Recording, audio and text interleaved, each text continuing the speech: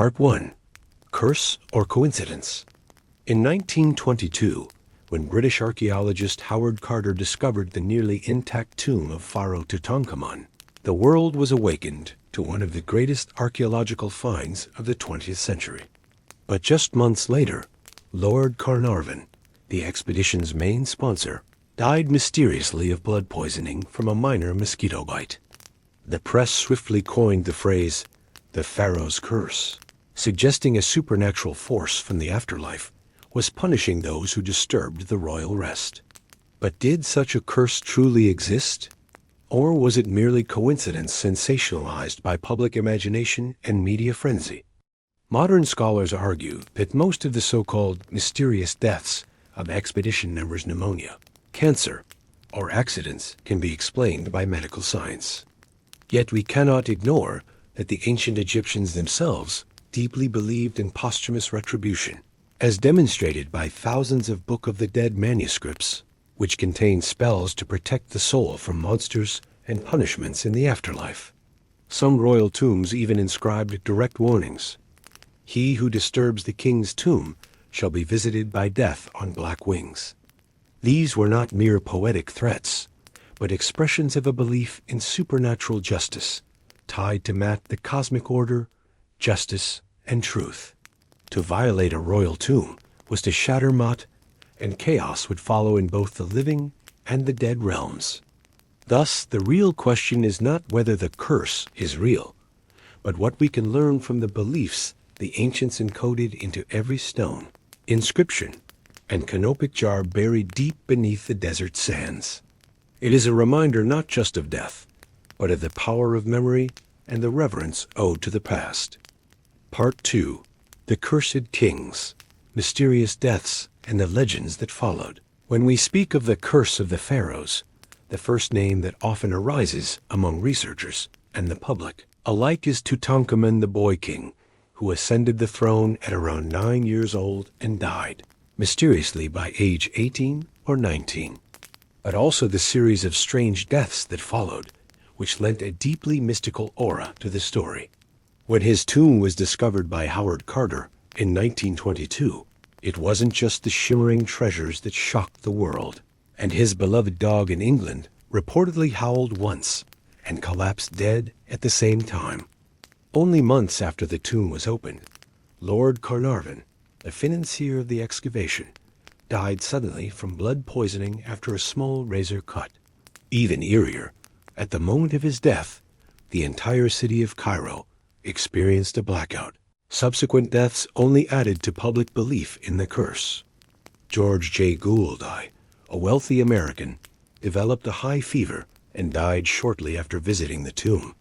Aubrey Herbert, Carnarvon's half-brother, died months later from a dental infection that led to sepsis, a death linked by many to the curse.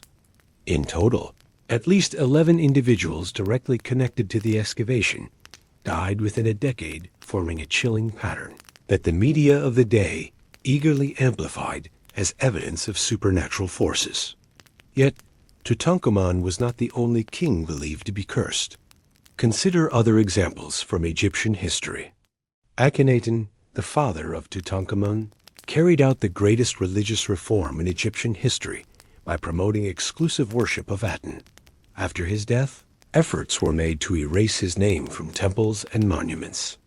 This rebellion led to a major trial, a royal tribunal preserved on papyrus scrolls, revealing internal collapse and the tragedy of a once glorious dynasty. Some scholars believe his death and the disappearance of his true heir sparked a tragic royal unraveling.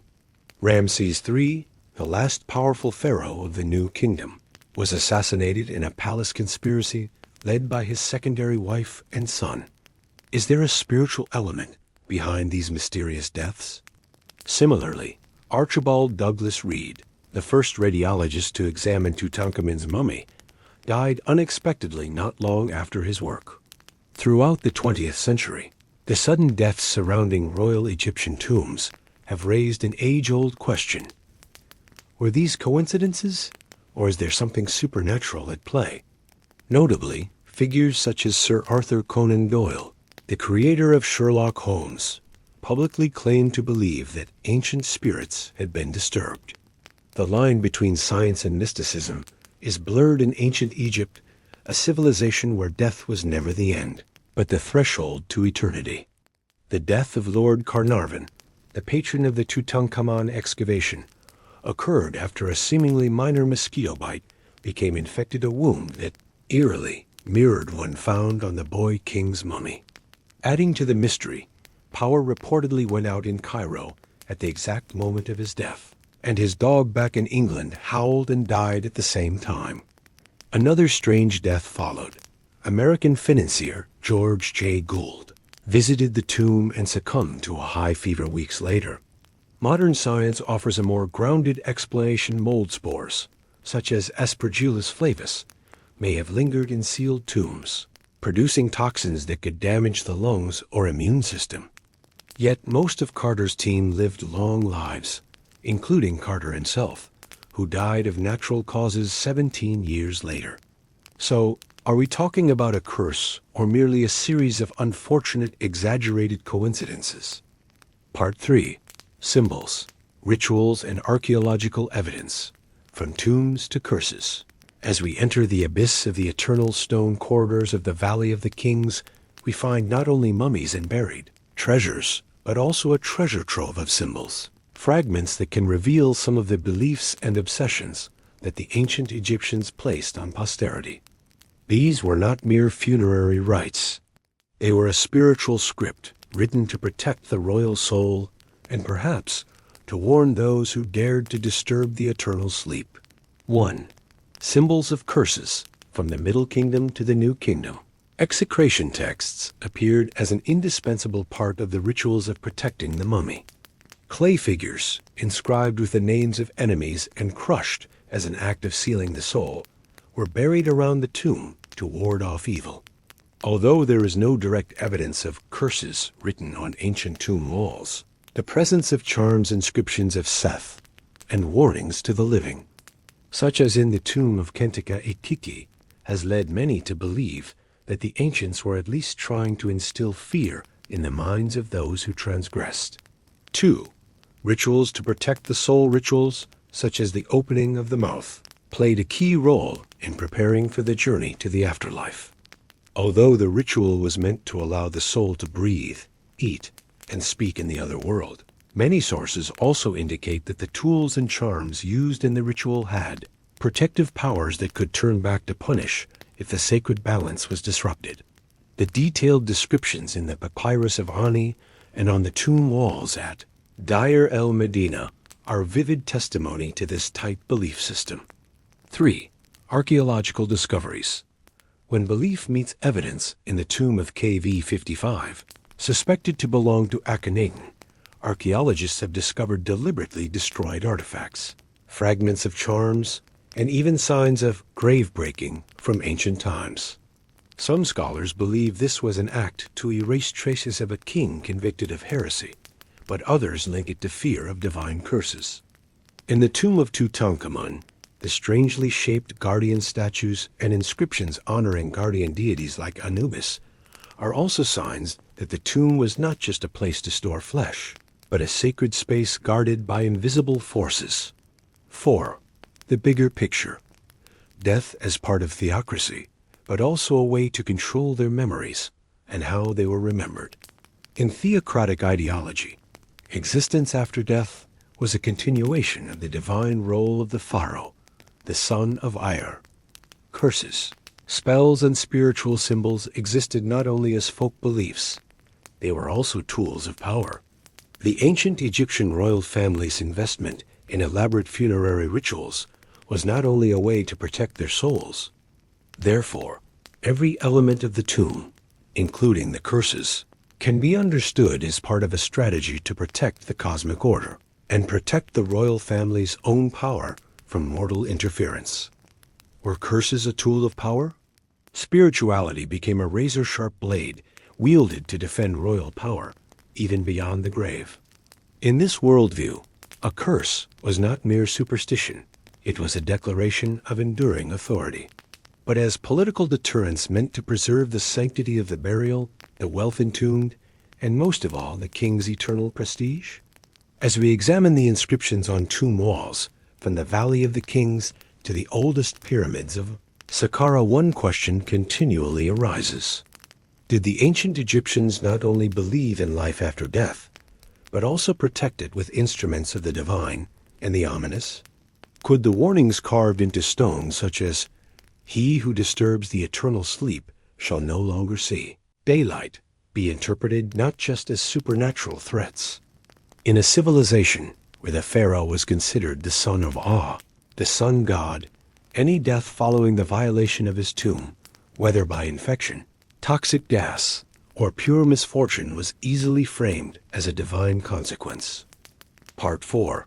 Science or Spiritual Illusion.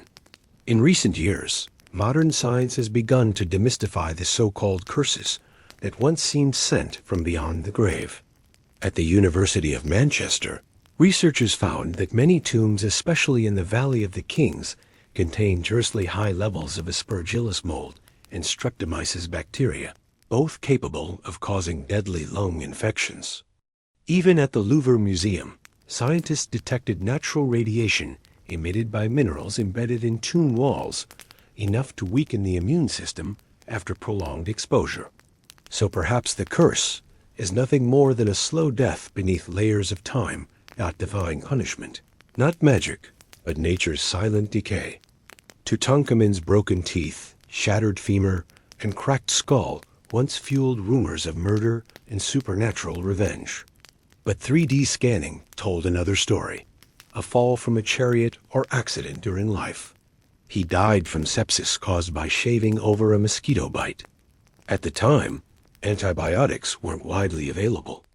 Even Lord Carnarvon, the archaeologist who opened Tutankhamun's tomb, didn't die from a curse. And yet, if science has an answer for everything, why do millions still believe in the mummy's curse? Maybe we long for tombs to be more than cold stone, but gateways to something beyond understanding. Maybe it's not truth we seek, but mystery. And it's on that line that the cursed kings of Egypt still sit, waiting for someone bold enough to ask. History walks a thin line between the light of reason and the shadow of faith. So, what do you believe, coincidence or an unseen force guarding ancient sleep? We've journeyed through the long corridors of time where whispers of curses ride the wind, and pyramids stand not just as tombs, but as carved reflections of deep belief. Young kings who died suddenly. All of these form a delicate tapestry where faith and coincidence intertwine. Were these curses real, or were they mere coincidences, wrapped in the veil of fate? Were these deaths warnings from the afterlife, or the product of suggestibility and obsession? Archaeologists struck down in their prime, inscriptions that hint at wrath beyond the grave. And yet, we must ask, what truly remains when the desert swallows the past? While scientists debate toxic mold and ancient bacteria, Egyptologists marvel at the philosophical complexity of a civilization that built not only for life, but for eternity. Some modern scholars argue that the so-called curses were ancient deterrents crafted by priests to protect tombs from looters. But paradoxically, the myth of the curse has only made Egyptian history more alive, more compelling. Like sunlight piercing the dark crevices of the Valley of the Kings, perhaps it is at the boundary of myth and history that Egypt's true power lies. And sometimes, what cannot be explained is what makes the past eternal.